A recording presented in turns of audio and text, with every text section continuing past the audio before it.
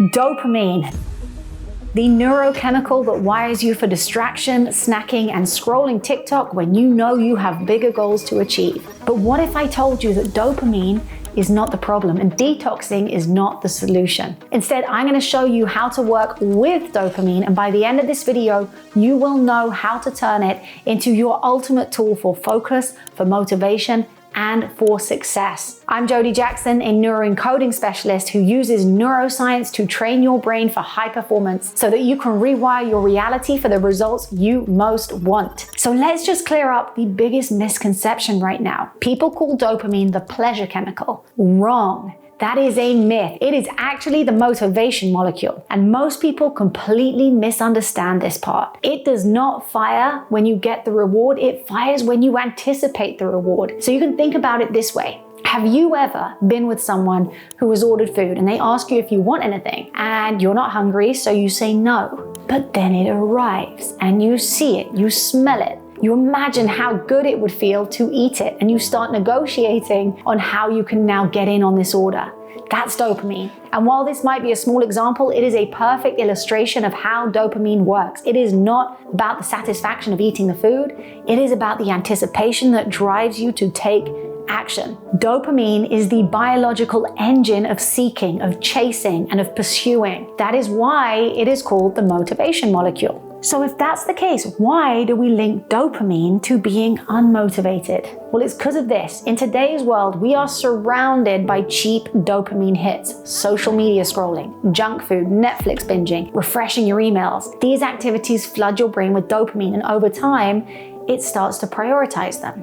Why? Because they are effortless. And let me tell you, your body is always looking to conserve energy. Your body's always looking for ease. And your brain, it weighs just 2% of your body mass, but it burns a whopping 20% of your energy. That is huge. So if your brain can get a high reward with minimal effort, it is gonna say, yes, please, every single time. And it's not because you're lazy or unmotivated, it's because you're human and your brain is wired for efficiency. But here is where it goes wrong, because when you have too much, too often, too effortlessly, your dopamine receptors desensitize. And what that means is that the brain is still releasing dopamine, but fewer receptors respond. So the signal is weaker. And so you crave even more just to feel good, right? You become wired to chase cheap highs, and you stop anticipating rewards from low stimulating tasks like studying, exercising, deep work. These activities no longer feel rewarding and your motivation collapses. And it is not a failure of your willpower. It is a malfunction in your motivational wiring. Your brain has been trained to chase distractions instead of meaningful goals. But here is the good news. Just like your brain can be trained to chase distractions, it can also be trained to crave focus, flow, and fulfillment. You can resensitize your dopamine system so that low stimulation activities feel rewarding again. And when you learn how to direct your dopamine, you can become the architect of your own drive so that you can pursue what you were called to do. So you can achieve that vision or that version of you that is called into that higher level. But here is what most people miss. Your dopamine system, it doesn't need to be shut off. We talk about dopamine detoxing, right? But it actually needs to be redirected. And I'm gonna walk you through 3 steps that will literally rewire your motivation system for the long game. So step 1, take boring breaks. So most people are destroying their focus because of what they do in the in-between moments. Most people make the mistake of fueling their downtime with dopamine. So you can think of it like this. Imagine you're at a fancy restaurant. You order the most incredible steak. If you're not a vegetarian, of course,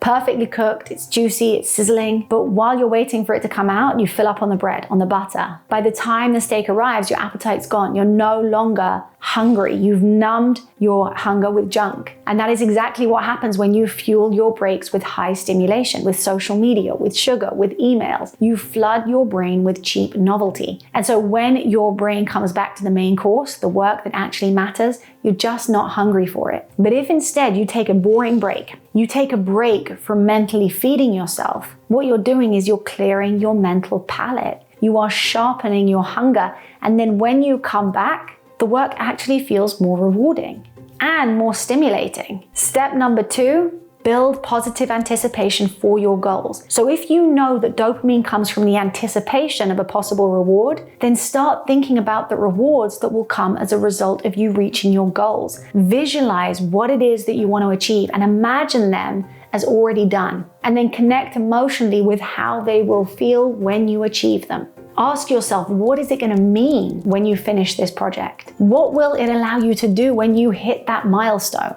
Who will it allow you to become if you achieve this? As a neuroencoding specialist, this is how I help my clients rewire their brain. We don't just strip away what they don't want. We actively tie rewards to the results that they do want, right? When you can feel the future reward in advance, you begin to create a positive anticipation for it, which means you become more motivated to go after it. So you can think of your brain like a GPS, and it learns routes. And the more you mentally travel the path to reward by visualizing success and feeling its emotional payoff, the more your brain's motivational system prioritizes that route, and it drives you to follow it in real time. And then when you start taking action, this leads us on to step 3. So an incredibly powerful and often neglected step of high performers: celebration. You celebrate every single step along the way. This is one of the most important shifts. Step 3 is anchor your dopamine to the effort, not the outcome. And you do that through celebration, because if you only reward yourself when you finish the project, your brain learns to associate dopamine with completion, not with effort. But when you celebrate the process, when you celebrate the action, when you tell yourself, I am gonna feel good just for showing up and working for 25 minutes. Well, when that time is up and you acknowledge it and you celebrate and you say, I did it, I showed up for myself. And because I know that all of you high achievers watching this are terrible at celebrating yourself, my mentor, Joseph McClendon, he showed me one of the best ways. I wanna share it with you right now. So will you do it with me? So this is how he says to do it. You raise your hand in front of you, wiggle your fingers, you lift them up, you lean forward, you're doing it, and then you just pat yourself on the back.